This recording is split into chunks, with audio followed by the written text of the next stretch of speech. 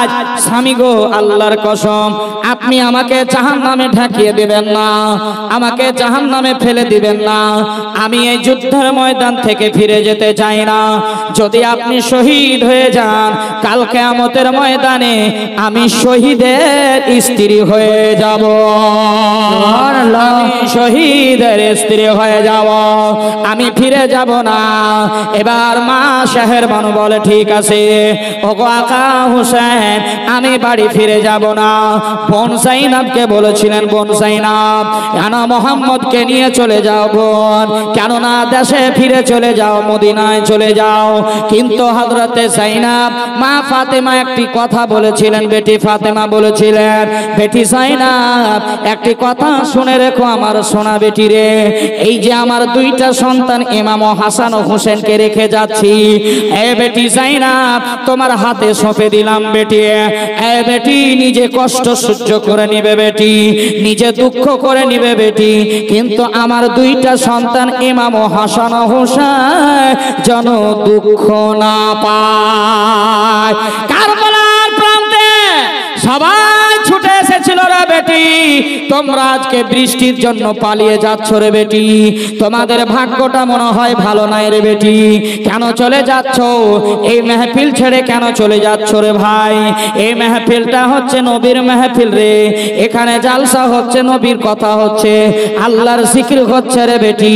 যতটা শুনবা রে বেটি জানি না তোমার জীবনে কত গুনাহ খাতা হয়েছে রে বেটি।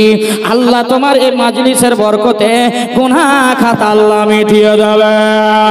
নারে তাকবীর, আল্লাহু আকবার, নারে রিসালাত, ইয়া রাসূলুল্লাহ, মাসলাকে আলা হযরত জিন্দাবাদ হযরতে আল্লামা মাওলানা পিয়ারুল ইসলাম চিশতি সাহেব, জিন্দাবাদ হযরতে আল্লামা মাওলানা পিয়ারুল ইসলাম চিশতি সাহেব, জিন্দাবাদ চাংড়ার সম্রাট, জিন্দাবাদ বাংলার গর্ব, জিন্দাবাদ হযরতে আল্লামা মাওলানা পিয়ারুল ইসলাম চিশতি সাহেব, জিন্দাবাদ। এই বেটি এই আগে চলাই বেটি আগে। হ্যাঁ সুবহানাল্লাহ, এই আমাদের বক্তা চলে এসেছেন, যেমন গলা তেমন তলা, তেমন চেহারা, তেমন জুব্বা, তেমন পাগড়ি, আলহামদুলিল্লাহ সুবহানাল্লাহ। আপনারা যারা বাইরে আছেন আপনারা দয়া এই বেটি এই বস, বস না রে বেটি, বস না এই বস। পাগলির দল সব একটুকা বৃষ্টি হয়েছে কি হয়নি, মানে পানি ঝরছে গে, পালা গে পালা, একদম বস। কোথায় পানি ঝরে না, একদম মহব্বতে বলুন হুজুর আসসালামু আলাইকুম। এ দেখছেন হুজুরকে, আপনারা সকলে বসে পড়ুন। আমি আমার আলোচনা শেষের মধ্যে এগিয়ে যাব, কেননা আমার ব্রাদারে একবার জিনাকে দেখছেন আপনারা, চেহারাটা দেখতে খারাপ লাগছে নাকি? কথা বলেন, কথা বলেন না, ভালো লাগতেছে না? আচ্ছা আমাকে খারাপ লাগতেছে? আচ্ছা যারা দাড়ি নাই, মহিলারা বলে যারা দাড়ি আছে তাদেরকে বিয়ে করব না, যাদের দাড়ি আছে তাদের বিয়ে করব না, বলে যাদের দাড়ি নাই তাকে বিয়ে করব। কিন্তু তুমি দুর্ভাগ্য তোমার যে দাড়িওয়ালাকে যদি এই ভেজপুরের মানুষ ইয়ং জেনারেশন সবাই যদি দাড়ি রেখে নেয়, তাহলে এই অত্র এলাকার বেটি যাবে কোথায়? হ্যাঁ, ওই দাড়িওয়ালাকে বিয়ে করতে হবে কিনা? এই দাড়িটা রাখা কি গুনার কাজ? আচ্ছা আমাকে দাড়ি হালকা আছে, আমার ভাইয়ের বেশি আছে, তা দেখতে খারাপ লাগছে নাকি? হ্যাঁ, মনে হয় আমার থেকে দেখতে সুন্দর আর কেউ নাই। ভুল বললাম? আমার নবীর মতো দেখতে পৃথিবীর জমিনে কেউ ছিল না, জোরে বলুন সুবহানাল্লাহ।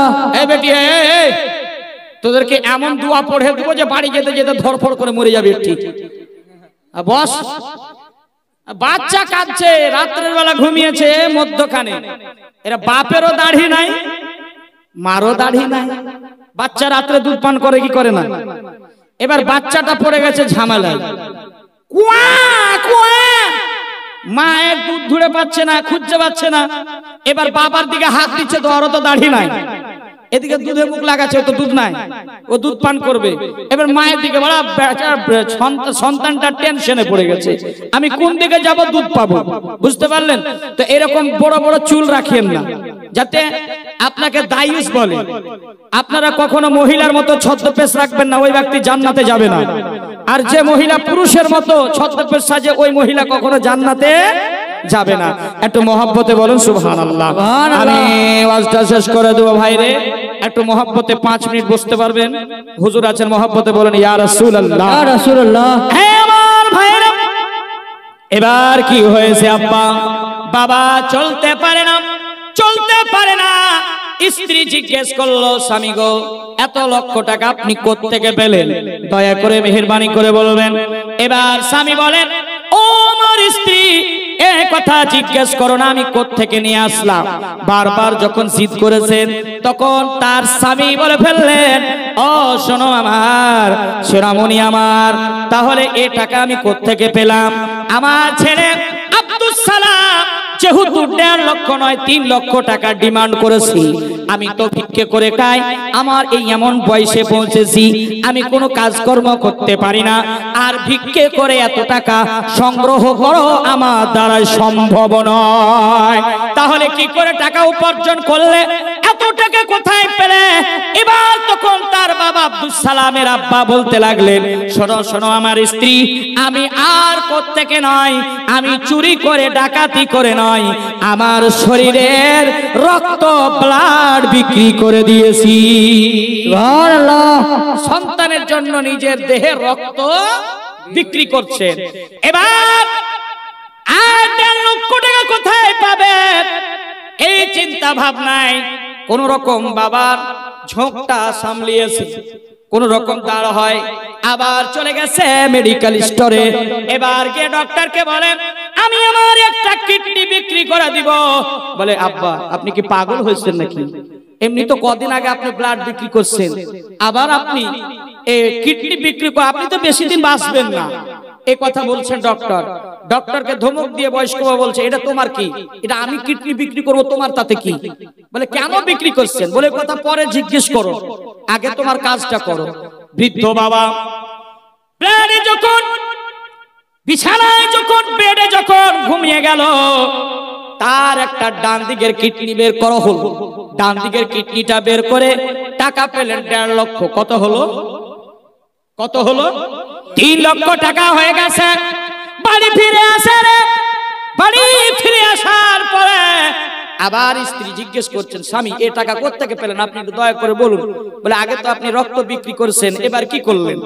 এবার বলতেছে, ওরে আমার প্রাণের স্ত্রী, এ কথা কি বলো না, কোথায় পেলাম ধন দৌলত, তুমি মোরে কও না।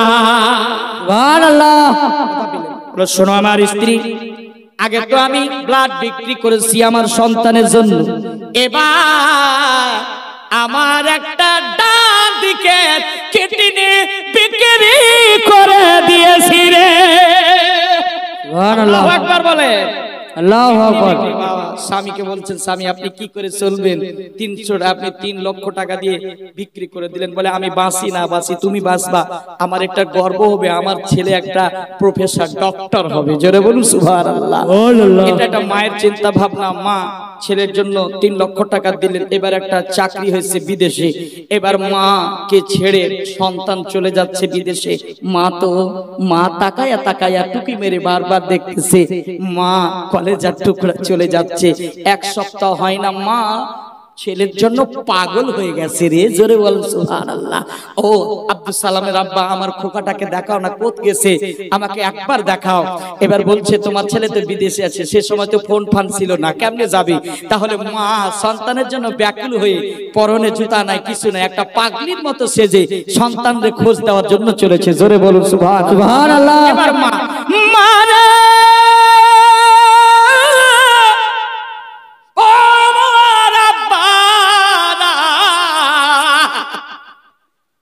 মা পাগলের মতো হইয়া রে পাহাড়ের উপরে একবার পড়ে একবার দাঁড়ায়, মরুভূমির গরম বালিতে চলে চলে মা এমন হয়েছে পায়ে বড় বড় ফোঁসা পড়ে গেছে। আল্লাহু আকবার। মা পায় না, এনে বড় লম্বা ওকে আছে। আপনাদের বলি, মায়ের আমরা হক আদায় করে শেষ করতে পারবো আব্বা? পারবো না। মায়ের আমরা ঋণ শোধ করতে পারবো? পারবো না। বন্ধুরা আমার, আব্বারা, সোনা মানিকেরা, মাকে কোনোদিনই কষ্ট দিও না। মা যখন সন্তানকে দেখতে গেলেন, ছেলে অভিনয় করলো, মাকে চিনল না, মাকে ধাক্কা মেরে বাবারে বের করে দিয়েছে। এবার মা আল্লাহর দরবারে দরবারে হাত তুলে দোয়া করে দিয়েছিলেন, আল্লাহ আমার ছেলে চিনল না। আল্লাহ বলে, স্ত্রী জিজ্ঞেস করেছিল, এই মেয়েটা কোত্থেকে এসেছে একটু বলো না। বলে, এই মেয়েটা আমাদের গ্রামের একটা ফকিন্নি। বলে, নাউজুবিল্লাহ, নাউজুবিল্লাহ, তাকে চিনলো না, ফকিন্নি বলে ঘাট ধাক্কা। মা যখন দোয়া করে দিলেন আল্লাহর দরবারে, কারেন্টের মতো কবুল হয়ে গেছে, কারেন্টের মতো কবুল হয়ে গেছে। আবার আব্দুস সালাম মায়ের বেসম্মানি করলো, মাকে মানলো না। মাকে যখন ধাক্কা দিয়ে বের করে দিল, ওই মাটা পড়ে আর কাঁদে, আল্লাহর দরবারে দোয়া চাই, আল্লাহ আমার সন্তানটাকে আমি নিজে খাইতে রে, আমার নিজে ঝোল মাখা ভাত খেয়েছি, আমার সন্তানটাকে মাছ মাংস খাইয়েছি। বলবেন না সুবহানাল্লাহ, সুবহানাল্লাহ। সন্তানটা আজকে চিনলো না, আল্লাহ তুমি আর বিচার করিও, এই করে দোয়া করলেন। আল্লাহ কি করলেন, তাড়াতাড়ি দোয়া কবুল করে দিলেন। আপনারা এর দোয়া কবুল করলেন। এবার আব্দুস সালাম 2 সপ্তাহের পর না 1 সপ্তাহের পায় তরে তার শরীরে বড় বড় ফোঁসা ঘা হয়ে গেল। এবার নিজের স্ত্রীও ঘৃণা করতে লাগলো। গোটা গ্রামের মানুষ থুথু করে। মানুষের সব চাইতে দেহে গন্ধ থাকে না। একটা মানুষ যদি অ্যাক্সিডেন্ট হয়ে মারা যায়, আপনার অত্র এলাকায় 2 দিন 3 দিন হলে বাইরে কাজ করতে গেছে, মারা গেছে, পোস্টমর্টম হয়ে বাড়িতে আসছে। বাড়িতে আসার পর যখন মরা দেহটা খুলে সবাই নাকে কাপড় দেয় কি দেয় না? বাবারে সেন্ট করছে, এত গন্ধ সহ্য করতে, মানুষের দেহে একটা দুর্গন্ধ এমন একটা বিকট, মানুষের যদি মাথায় ব্রেনে উঠে যায় তো বমি হয়ে যায়। কথা ঠিক কিনা বেঠিক? বাবারে এবার আব্দুস সালামের গায়ে সর্বশরীরে ঘা হয়ে গেছে, মায়ের দোয়াটা কবুল হয়ে গেছে। এবার শহরের মানুষ থুথু করে, সবাই ধাক্কা দিয়ে বের করে দিল। এবার বাবা যখন ধাক্কা দিয়ে বের করে দিল, গ্রামের শহরে কাউকে লাগলো। এবার আব্দুস সালাম ধাক্কা খায় আর চলে আসে। এবার মা জননী বাবারে কেঁদে কেঁদে চোখে পানি নাই রে আব্বা, পানি নাই, কেঁদে কেঁদে বাবা রক্ত বইতেছে। মা জননী সন্তানের জন্য পাগল হয়ে গেছে। ও সন্তান মায়ের জন্য এবার ছটফট করে বেড়ায়, মায়ের কাছে যায়, আমাকে তো দুনিয়ার মানুষ আর ভালোবাসে না। মা এবার যখন দুনিয়া থেকে আবার রক্ত পড়তে লাগে, শেষ পর্যন্ত আব্দুস সালামের মা ইহকাল থেকে পরকাল গমন করে গেল। সকলে পড়ুন না, ইন্না লিল্লাহি ওয়া ইন্না ইলাইহি রাজিউন। বাবারে তার মা মারা গেল, আব্বা। এবার আব্দুস সালাম বাড়িতে আসে। এবার বাড়ির দরজায় ঠক ঠক ঠক ঠক ঠক ঠক করে আওয়াজ দেয়, মা, ও মা গো, একটু দরজা খুলো। মা থাকবে তবে তো দরজা খুলবে, হুজুর কেউ তো নাই। এবার বাবা বৃদ্ধ বাবা, এবার দরজা খুললো। বলে, বাবা চিনতে পারছো? বলে, তুমি কে? বলে, আমি আব্দুস সালাম। বলে, এই অবস্থা, মাথার চুল বড় হয়ে গেছে, শরীরে ঘা হয়ে গেছে, কি অবস্থা? বলে, আব্বা আমার মাকে একবার দেখাও না, আমার মা জননীকে একবার দেখাও না। আম্মা এদিকে দেখাও না, এদিকে ভাই, আমার ভাই বেরাদার ইসলাম মাকে বলছেন। এবার আব্দুস সালাম বলছেন, একবার মাকে দেখাও না। আব্বাজি বয়স্ক, আব্বা কেঁদে কেঁদে বলে, আব্দুস সালাম ও বেটা, যাকে তুমি খুঁজছো সেই তো পাগলিত হয়ে তোমার জন্য কেঁদে কেঁদে এই দুনিয়া থেকে বিদায় নিয়েছে। আর বেঁচে নাই, কবরে যাও। সাহাবান খানে গেল, যাওয়ার পর মাকে বলছে, মা আর কি কথা বলবে? বলবে না। এবার আব্বা আসছে, এবার বলছে, আব্বা একটু দোয়া করো না। আল্লাহর দরবারে দোয়া করলো। এবার আব্বা যখন বাবা দোয়া করে দিল, আল্লাহ তার দোয়াটাকে কবুল করলো, সমস্ত শরীরের অসুখ ভালো হয়ে গেছে। জোরে বলুন সুবহানাল্লাহ। মা এত কষ্ট করে মানুষ করে, আমার এত কষ্ট করে, এর জন্য মায়ের নামটা রেখেছি। সবচাইতে অপরাধী যদি হয় সেটা হচ্ছে কে? কে? কে? মা। ও গো মা, ও গো মা, জন্ম দিয়ে চলে গেলে। সকলে আমার সাথে পড়বেন শেষ গাজাল, বুঝতে পারলেন? তারপরে হুজুরের ওয়াজ একটু মহব্বতে বলবেন না সুবহানাল্লাহ, সুবহানাল্লাহ। আচ্ছা চাঁচলের মানুষ আপনারা একটু জোরে বলুন তো সুবহানাল্লাহ, সুবহানাল্লাহ। আর আপনারা বলুন তো একটু সুবহানাল্লাহ। বা ঘুমাই গেছেন নাকি? আব্বা ঘুমাই গেছেন? একটু জোরে বলুন না সুবহানাল্লাহ। সুবহানাল্লাহ। মাকে ভালোবাসি কিনা? মায়ের জন্য অনেক গজল শুনে মানুষ তো অনেক উপহার দেয়। আপনাদের কাছে উপহার চাই না, টাকা পয়সায় মহব্বতে বলবেন সুবহানাল্লাহ। সুবহানাল্লাহ। ও গো মা,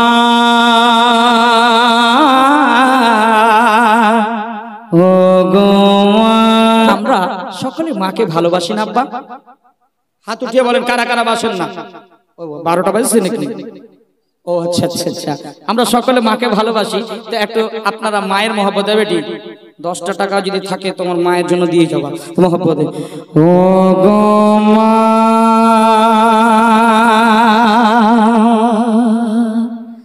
ও গো মা, জন্ম দিয়ে চলে গেলে ফিরে গেলে না। ও গো মা,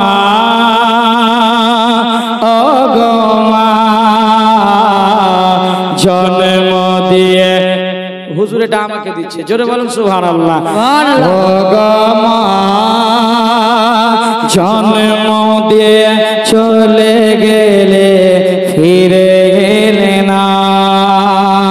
ও গো মা, জনম দুঃখিনী আমার মা, কেন ফেলাও চোখে রয়ে জল। ও গো মা, ও গো মা, জন্ম দিয়ে চলে গেলে ফিরে গেলে না।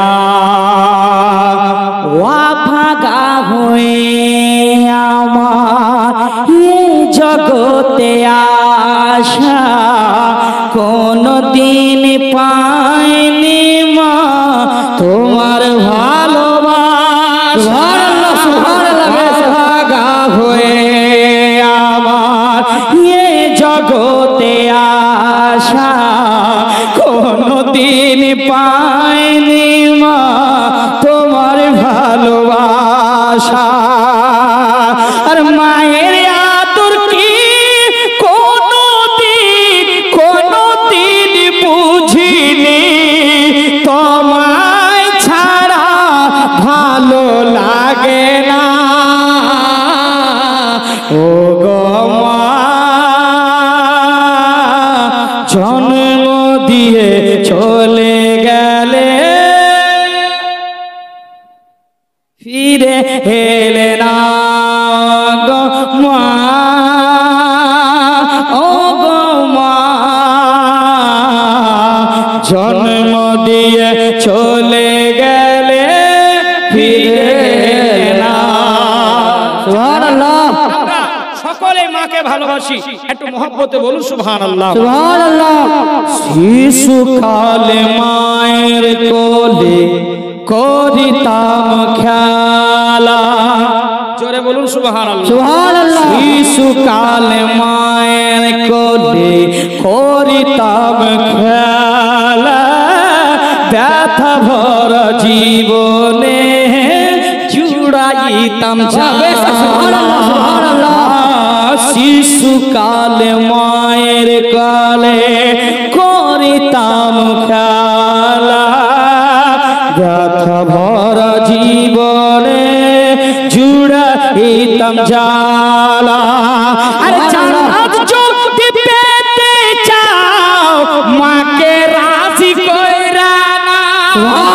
জান্নাত যদি পেতে চাও মাকে রাজি কইরা না। এ কথা বলে আমার শাহে মদিনা। ও গো মা, ও গো মা, জন্ম দিয়ে চলে গেলে ফিরে গেলে না। ও গো মা, ও গো মা, মা, মা, জন্ম দিয়ে চলে গেলে ফিরে এলে না। এবার আমি হচ্ছি গজলের মাস্টার, কবিতা আমি লিখেছি, মহব্বতে বলুন সুবহানাল্লাহ। সুবহানাল্লাহ। আপনজন সবাই আছে, আছে মোরে পাশে, জোরে বলুন সুবহানাল্লাহ। আপনজন সবাই আছে, আছে মোরে পাশে, তুমি বিনে মনে হয় মা আছি বনবাসে। আপন স্বজন সবাই আছে, আছে মোরে পাশে, তুমি বিনে মনে হয় মা আছি বনবাসে।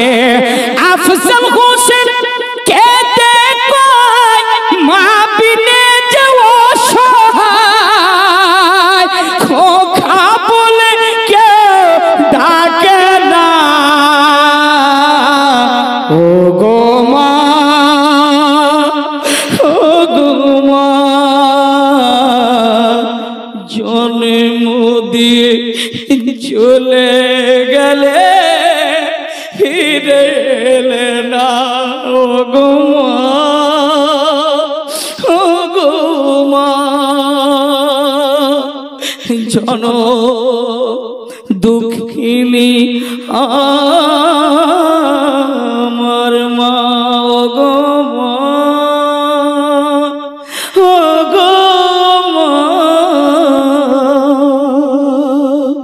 জন দুঃখিনী আমারে মা। এখান থেকে আমি বলা ইতি করছি। আমার ব্রাদারে আকবর এবং হযরত আল্লাহ মাওলানা মুশতাক আলম রেজভী সাহেবের ফরমাইশ যে উনি আছেন, আল্লাহর রহমতে হুজুর আসবেন। আজকে আপনাদের মাঝ থেকে আমি বিদায় নিচ্ছি, আবার কোনোদিন যদি দেখা হয় হবে। ভালো থেকো, সুখে থেকো।